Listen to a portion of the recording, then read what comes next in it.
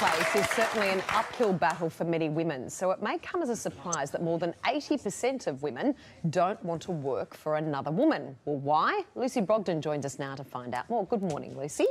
Hey, Lucy. How are you? Welcome. This is fascinating research. Tell us about this study.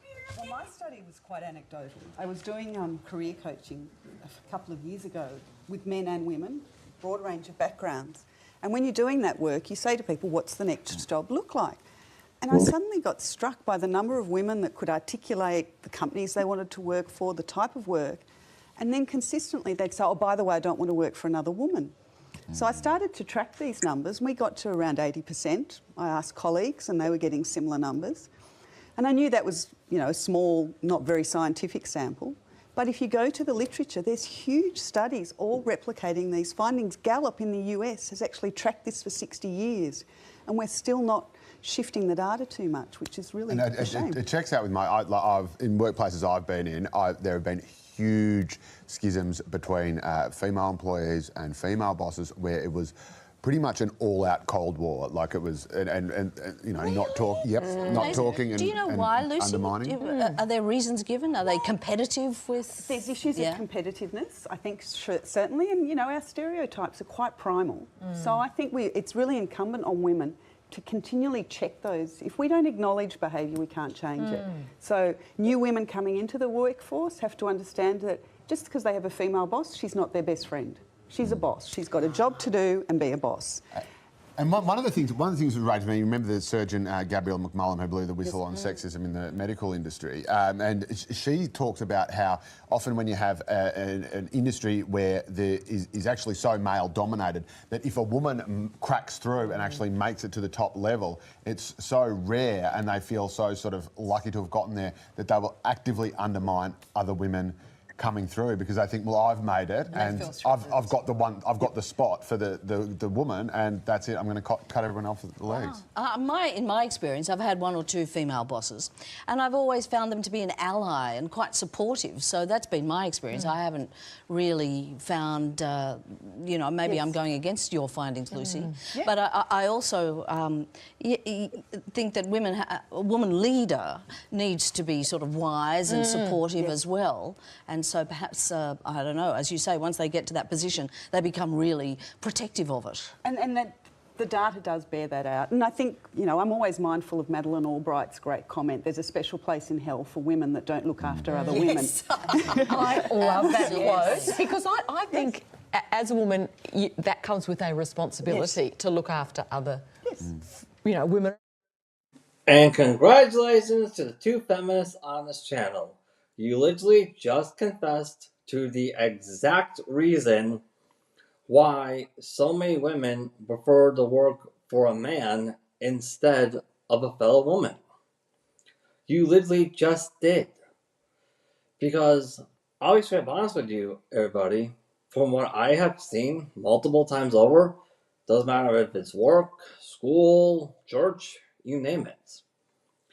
Whenever there's like so many groups of women, one of the common dynamics I've seen is that it doesn't matter how overly broad or illegal their fellow woman's BS is, as a direct result of the feminist movement, if you don't side with her, every one of your other fellow women is going to turn on you. They'll treat you like a deserter.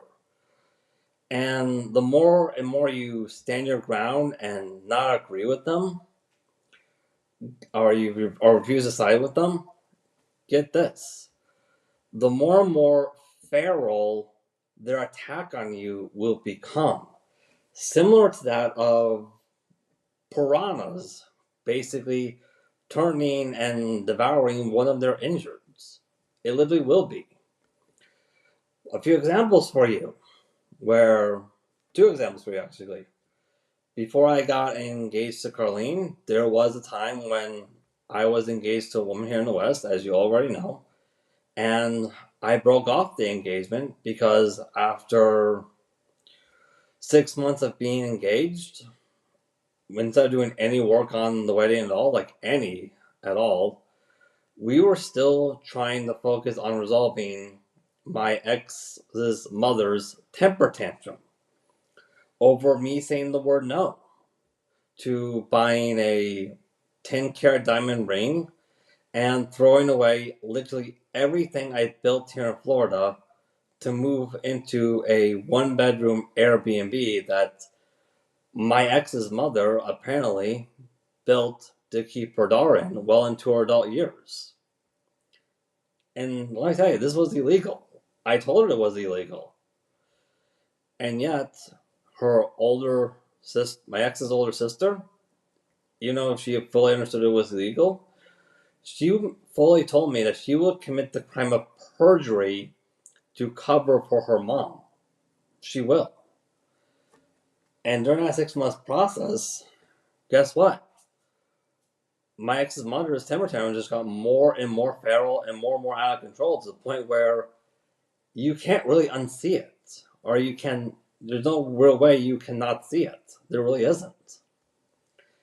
Another example for you guys, my red pill moments, which you'll know, I'll add it in the description. I'll add a link to it in the description. Get this. I was told straight up that I wouldn't be allowed to volunteer to serve God at my church. At a church I was a part of since 2016 to 2024, Mosaic Church, until I agreed to parent full-grown adult women who I have no legal obligations to. Like, that's just completely absurd. It's completely total BS. But I was told that the reason for this was it was the only way how these full-grown adult women can feel comfortable and safe. Yeah, see what I'm saying? I left. And get this. It doesn't matter how many women, even when I showed that exact same recording to multiple other women, there were so many women who were actively trying to defend it. The number of women who were willing to call it out and say, hey, you're going way too far with this, were very much in the minority. It really was. Also, like I said before, I don't really approve sex work. I really don't. But I was willing to play devil's advocate and try to figure out why so many women were why there was such a huge push to legalize sex work here in the United States. And guess what I found out? I found out that the majority of the reasons why women choose to go into the sex work industry on their own free will was because they were financially screwed over by their fellow women, to the extent where going into sex work was literally the only means of financial recovery, effective means of financial recovery, on this planet that actually exists. That really was the case for the majority of women who choosing to go into the sex work industry. Another thing I want to point out is that we've all seen that study, that public health study, that says that by 2030, 48 to 51% of Western women will be single and childless to the end of their days. Well, I also looked into that as well. And one of the things I noticed is that there are lots of women here in the West who had access to a good man. Who they definitely identified as husband material early on. They definitely did. However, the relationship fell apart, not because of anything the man did, but because your fellow women invited themselves into the relationship for the sole purpose of interfering with it. And you, madam, just couldn't really tell them to back off. Nothing you did to say to them to back off convinced them to leave. And the thing is, I know a lot of women here in the West, because of the feminist movement, they keep saying they're strong and independent women who don't need no man.